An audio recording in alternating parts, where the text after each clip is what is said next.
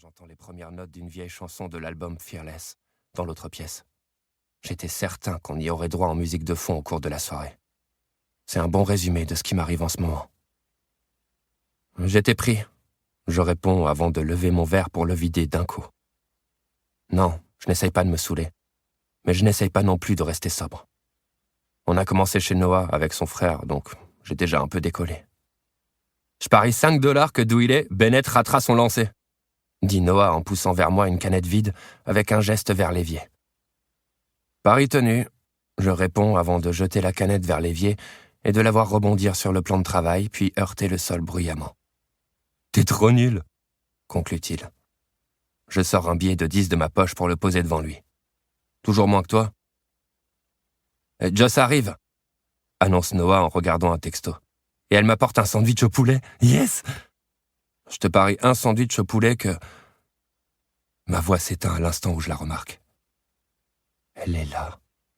Nom de Dieu. Libby est dans le salon. Alors que je me suis arrangé pour ne pas la croiser pendant 2 semaines entières depuis son retour à Omaha, je me retrouve à la même fête qu'elle. Un réveillon du Nouvel An. Dis, l'univers, tu te fous de moi ? Ce soir, j'ai refusé de me rendre à 3 autres réveillons parce que je pensais qu'elle s'y montrerait et que celui-ci serait plus sécure. Je ne sais pas si le bruit de fond augmente ou diminue, si l'image devient plus floue ou plus nette, mais je sais que le monde change tandis que je regarde Lise, que tout se confond en un mélange de rubans colorés, comme sur un tableau impressionniste.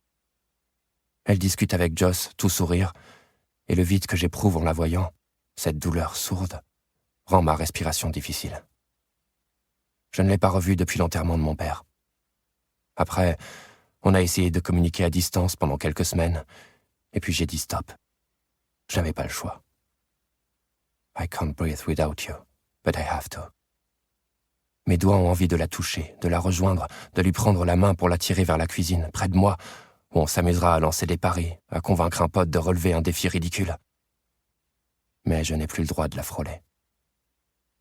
1000 souvenirs d'elle, où elle me sourit, rit avec moi, se tortille entre mes bras dans ma chambre d'étudiant, tourbillonnent et viennent m'écraser la poitrine comme une balle projetée à 140 km/h. Elle porte un sweat fatigué, noir, mou et trop grand pour elle, dont l'avant est coincé dans la ceinture de sa jupe écossaise.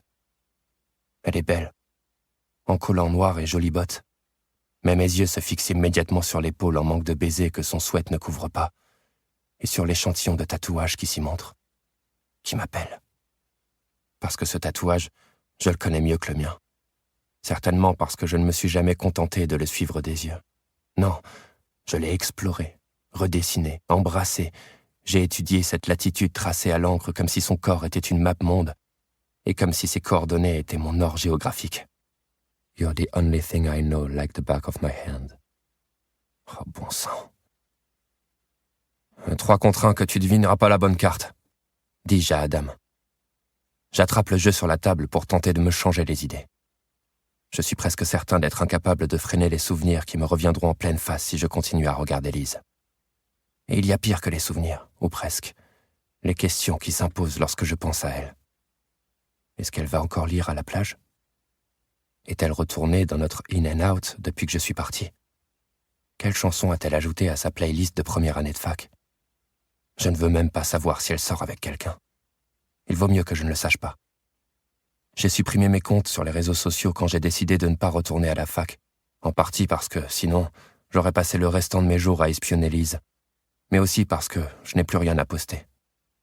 Pendant que mes potes publient des photos de leurs soirées et révisent leurs examens, je pourrais aussi me la péter en affichant un échantillon de ma vie, pas vrai ? Aujourd'hui, heure sup au supermarché plus atelier d'autoréparation pour retaper la chaudière. Ça marche impec maintenant. Hashtag béni des dieux. Pari tenu. C'est une reine, réplique Adam avec un sourire idiot. Je retourne la carte. T'as faux, mec. Tandis qu'Adam fait glisser $3 vers moi, Joss entre dans la cuisine et s'assoit entre Adam et Noah, posant sur la table un sac de fast-food. On va jouer. Tu me plais, toi. Et ton sandwich aussi, dit Noah en déchirant le sac en papier. Oh, tellement. Mon corps entier est en alerte. Lise ne doit pas être très loin, si Joss est là. Je reste concentré sur les cartes, tandis qu'Adam relance. Bon, Joe, 5 contre 1 que tu sauras pas réciter.